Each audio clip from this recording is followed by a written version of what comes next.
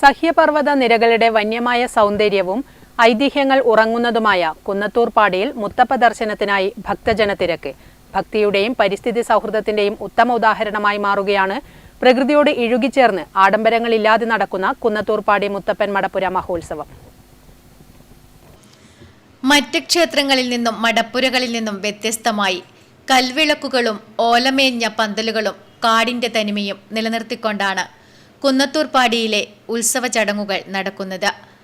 വനത്തിനുള്ളിലെ ഈ പുണ്യഭൂമിയിൽ മുത്തപ്പനും തിരുവപ്പനും മൂലംപറ്റ ഭഗവതിയും കെട്ടിയാടുമ്പോൾ കാണാനെത്തുന്ന ഭക്തലക്ഷങ്ങൾക്കും അതൊരു വേറിട്ട അനുഭവമാണ്. കുന്നത്തൂർ പാടിയിൽ നിന്നും ലഭിക്കുന്ന പ്രസാദത്തിനുമുണ്ട് ഒരു പ്രത്യേക രുചിയും വിശുദ്ധിയും. പാരമ്പര്യമായി നൽകി വരുന്ന അവിലിനോടൊപ്പം പുഴുങ്ങിയ കടല, തേങ്ങാക്കൊത്ത് എന്നിവയാണ് ഇവിടുത്തെ പ്രധാന പ്രസാദം. ലാളിത്യത്തിന്റെ പ്രതീകമായ ഈ പ്രസാദം കഴിക്കാനായി ഭക്തർ ഏറെ നേരം കാത്തു നിൽക്കാറുണ്ട്.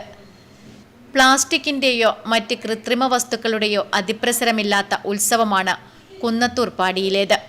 പ്രസാദം നൽകുന്ന രീതിയിൽ പോലും ഈ പരിസ്ഥിതി ബോധം കാണാം. ഭക്തർക്ക് പ്രസാദം നൽകുന്ന പാത്രത്തിനുമുണ്ട് പ്രത്യേകത. പ്രകൃതിയിൽ നിന്ന് നേരിട്ട് ശേഖരിക്കുന്ന ഇലകൾ കൊണ്ട് നിർമ്മിച്ച പാത്രങ്ങളിലാണ് പ്രസാദം വിളമ്പുന്നത്.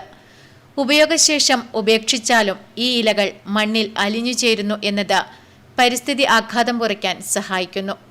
ഒരു മാസക്കാലം നീണ്ടു നിൽക്കുന്ന ഈ ഉത്സവത്തിൽ പങ്കെടുക്കാൻ കേരളത്തിനകത്തും പുറത്തുനിന്നുമായി ലക്ഷക്കണക്കിന് ആളുകളാണ് എത്തുന്നത്.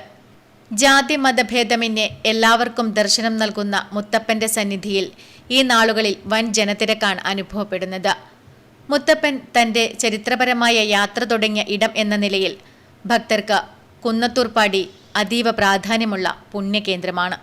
News desk, network news.